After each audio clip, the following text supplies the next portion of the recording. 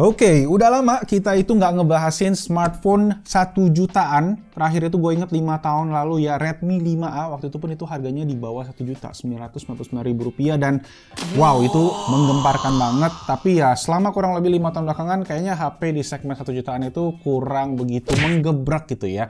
Sampai yang satu ini yang ada di depan gua, karena dengan harganya yang 1 jutaan lebih sedikit, 1099, speknya katanya gila banget buat harganya. HP apakah itu? Mungkin teman-teman udah penasaran, apa udah pada tahu karena udah pada viral ya. Tapi sebelum kita mulai, make sure kalau kalian pengen beli HP, beli pada gadget gitu ya, langsung aja cekin ke aplikasi Shopback. Karena kalau kalian beli pakai aplikasi Shopback, kalian bisa dapetin cashback. Nah sekarang kalian lihat nih, cashback gua itu ada di 2 jutaan ya, yang mana gua bisa beli HP ini gratis pakai cashback doang. So, yes, nanti gue jelasin gimana lengkapnya. Jadi langsung aja tanpa basa-basi lagi kita mulai videonya. Let's go.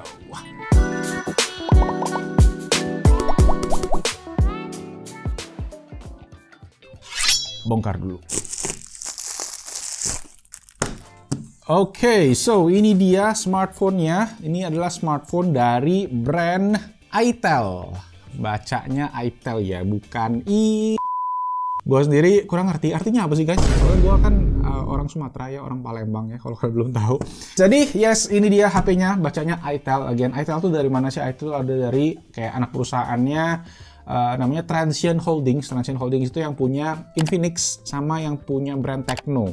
Tecno itu juga lagi menggebrak dengan smartphone lipatnya ya. Kalau Infinix ya teman-teman pada tahu lah. Walaupun gue sendiri masih sampai sekarang belum pernah nyobain kedua brand tersebut ya. Jadi ini bisa bilang brand pertama yang gue cobain dan ya unik banget ya, berkesan banget kan namanya kan. Itel. Jadi langsung aja, ini itel P40 ya, dengan baterai 6000 mAh dan 18 watt fast charging. Tapi yang lebih menggebrak lagi tuh ini guys, di harga 1 jutaan dia itu dapat RAM total ya 7 GB. RAM bawaannya itu 4 GB, tapi ada RAM di bagian kayak swap RAM gitu 3 GB atau bagian software ya. Jadi tambahan dari software, dan sekarang itu storage-nya 64 GB. Jadi seperti yang gue bilang, menggebraknya di bagian sana dengan RAM 4 GB. Rata-rata smartphone 1 jutaan kecil itu RAM-nya di 2-3 GB maksimal. Ini 4 GB plus ya 3 GB lagi daripada si memori internalnya gitu. Dan kalau kita cek lagi di bagian belakang, baterainya tadi ya 6000 mAh yang mana support 18 watt fast charging. Ini perlu banget sih, karena 6000 mAh kalau dicas pakai standar 10 watt, wah bisa lama banget sih. Nah layarnya sendiri 6,6 inci HD+, 720p ya, water drop full screen, dan ada octa-core prosesor, jadi 8 core prosesornya. 4G aja, nggak 5G ya, wajar harganya segini. 13 megapiksel untuk kamera belakang, dan ada face unlock plus ada fingerprint sensor.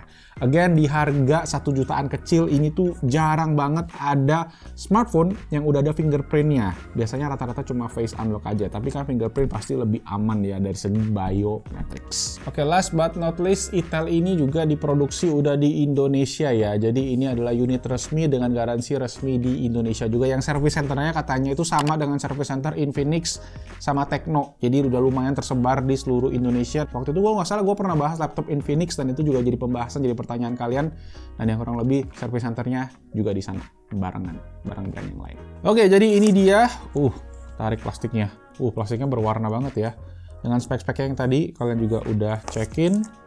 Warnanya menarik sih desainnya. Nanti kita cek dulu ke bagian bawah. Oke, kita dapat kabel dan charger. Kabel chargernya sendiri ini bisa sampai 18 watt ya. Jadi udah cukup fast charging lah, lebih cepat dibandingin standar yang biasanya cuma 10 watt. Kemudian dapat SIM ejector. SIM ejectornya modelnya kayak gini guys. Nah, bentuknya begini. Terus terakhir adalah kartu garansi. Kartu garansinya garansi 12 bulan ya, cukup standar sih kalau kalian lihat tuh di poin nomor 2 ya, 12 bulan untuk device-nya. Alright, so here we go. Kita copot. Oke. Udah dipasangin casing. Ya guys, ini actually punya teman gua, John Mac ya, dia pinjemin gua buat gua cobain karena gua penasaran banget. So shout out to him. Kalau kalian pengen cek, mungkin dia juga nanti soon bakal review. Dan ya, ini dia. Sekalian gua buka aja, kasih kalian lihat. Wih, dapet case yang begini loh, hard case dan finishingnya udah matte, jadi enak sih. Ini biasanya lebih nggak nempel fingerprint dan mungkin lebih awet dari menguning ya, kayak casing-casing silikon yang biasa ada pada umumnya. Nah, ini dia untuk HP-nya. Jadi desainnya sih oke ya, menarik ya. Bagian belakang kayak dia mengkotak juga dan agak berbobot sih berasanya di tangan. Nah, kalau kalian lihat bagian samping nih, dia ada sedikit naik ya di bagian layarnya. Jadi layarnya ini kayak semacam terpisah gitu mungkin sama bagian bodinya. Oke, untuk bagian samping kanan ada volume rocker sama ada tombol power. Kemudian untuk bagian belakangnya nih agak unik ya, ada modul kameranya. Yang mana di sini ada fingerprint sensor juga. Tapi sebenarnya satu yang gua agak sayangkan adalah dia ini kameranya cuma satu, tapi dipasangin satu lagi buat gaya-gayaan doang. Dan ini sebenarnya kosong ya. Jadi kayak buat apa gitu guys? Ini ada sebenarnya kayak ada lensanya gitu gak sih itu ya? Kecil-kecil gitu ya. Oke, nah di bagian belakang dia finish teksturnya juga kayak semacam apa ya? Ya garis-garis kayak gitu ya, ini kelihatan di kamera, tapi dia ada tekstur naik turunnya gitu guys, kayak keriting-keriting gitu, kayak jalanan di Lampung. Oke, di bagian kiri ini ada SIM tray, kita coba cek sekalian.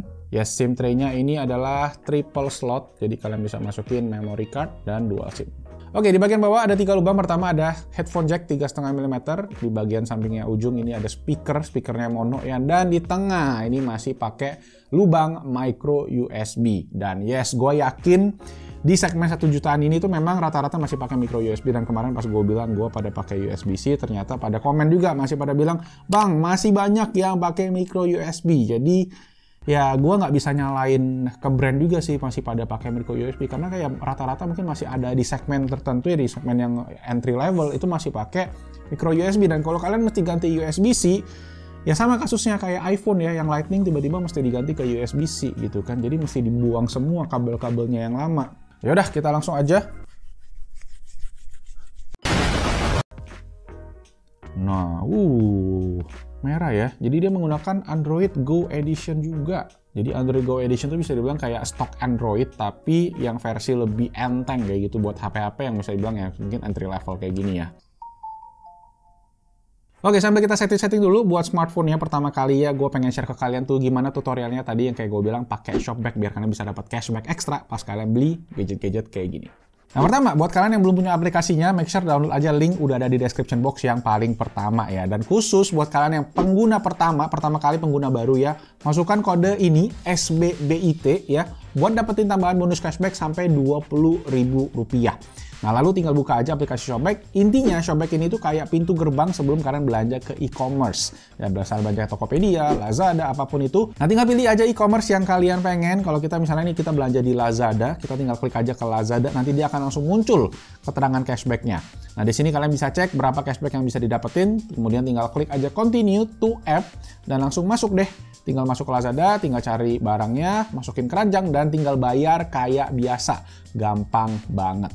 Nah, saldo cashback-nya itu akan masuk ke account Shopback kalian setelah transaksinya terverifikasi. Nah, cashback-nya itu bisa dijadiin pulsa atau dijadiin uang cash dengan minimal penarikan Rp25.000 kalau kalian pengen pulsa dan Rp50.000 untuk ditransfer ke rekening kalian.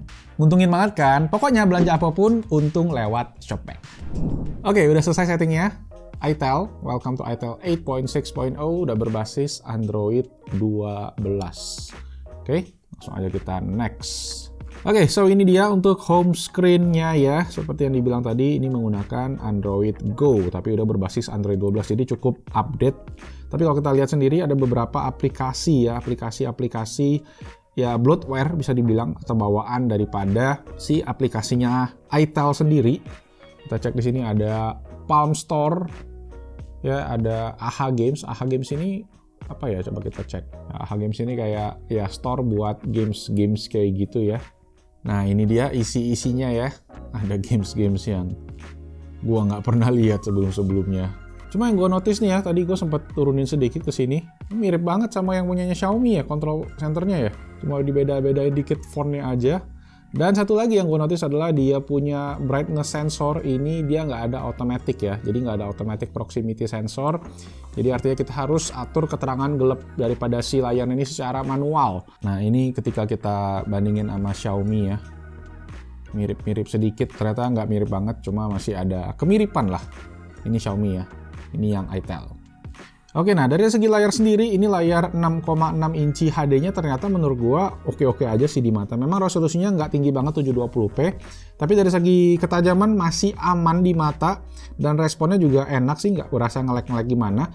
Dan tadi mungkin yang belum ketahuan adalah kita belum cekin prosesornya, chipsetnya dia pakai apa, dan ternyata pas gua cek dia itu pakai Unisoc, kodenya itu adalah SC9863A, yang mana itu adalah prosesor 8 core ya, octa-core. Chipset ini diluncurkan pada tahun 2018 ya, jadi udah lumayan uzur makanya, tapi ya masih termasuk modern dengan fabrikasi 12 nanometer.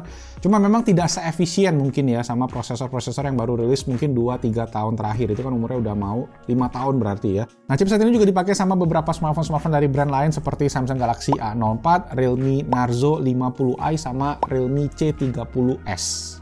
Katanya juga chipset ini tuh setara dengan chipset Snapdragon 625 ya. Jadi 625 sendiri dirilis tahun 2016.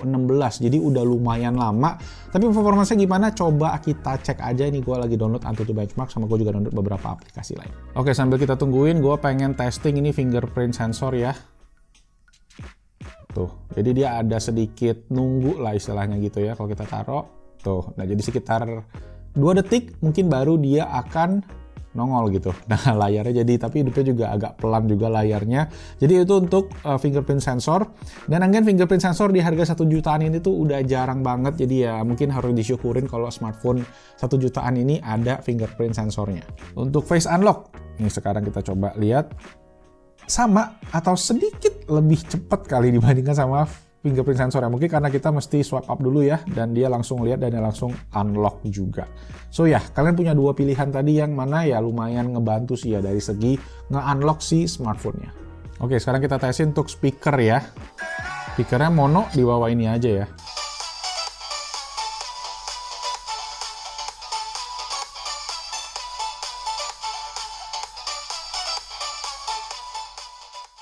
Oke, dari segi suara ya cukup oke lah ya, masih bisa nonton, harusnya masih enjoyable. Cuma kan mungkin kalau di kondisi again di luar yang berisik agak kurang kedengeran mungkin ya, karena ya cukup standar sih volumenya. Mungkin bisa dipakein earphone aja kalau kalian pengen lebih kedengeran. So, ya itu tadi buat itel P40 ya. Buat harganya sih harus gue bilang kalian dapetin banyak fitur yang menarik memang dari HP ini ya.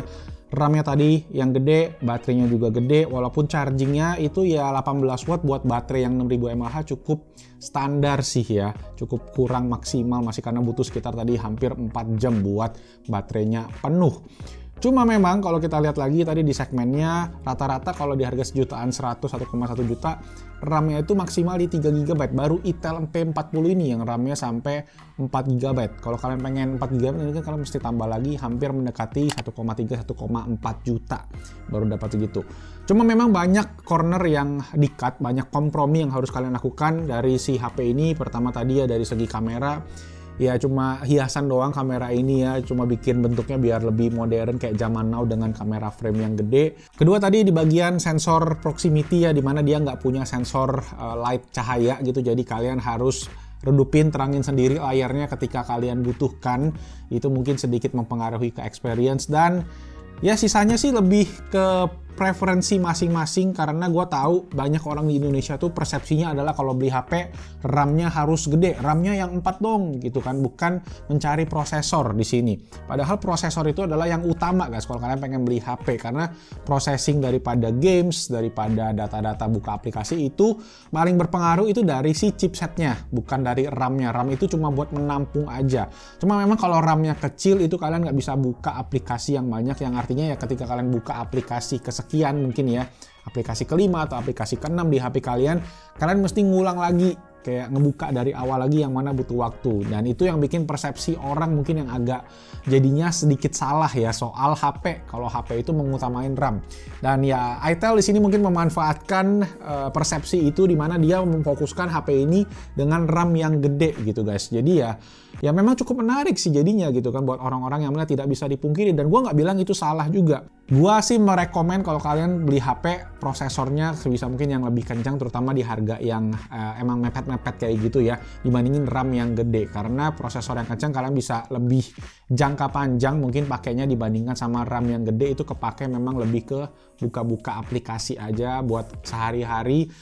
Jadi ya balik lagi ke kalian aja, ini gue cuma mengutarakan opini dari gue.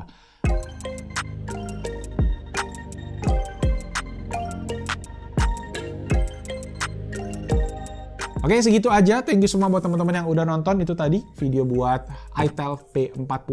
Dan ya kalau kalian penasaran pengen cekin HP-nya, udah gua taruh linknya, udah ada di bawah. Dan as always kalau kalian pengen beli gadget-gadget apapun itu, langsung aja dicek di Shopback, karena pakai Shopback kalian bisa dapat cashback dan untung lebih pastinya ya, dan bisa dipakai buat beli-beli gadget-gadget yang lain juga. Langsung aja, link juga paling pertama di kolom deskripsi buat download aplikasi Shopback. Dan kalau kalian daftar hari ini langsung dapat cashback ekstra Rp20.000 pakai kode tadi ya, SBBIT. Itu aja, thank you semua yang udah nonton. Kalau kalian suka videonya, bantu klik tombol jempol ke atas. Jangan lupa juga kalau ada yang mau ditanyain, komen aja langsung di kolom comment section di bawah. Itu aja, nama gue Malvin. Jangan lupa subscribe ke Best YouTube channel buat info tentang tech and gadget yang ada di Indonesia. I'll see you guys next time. Stay safe, stay healthy, and ciao. itel ya, itel, bukan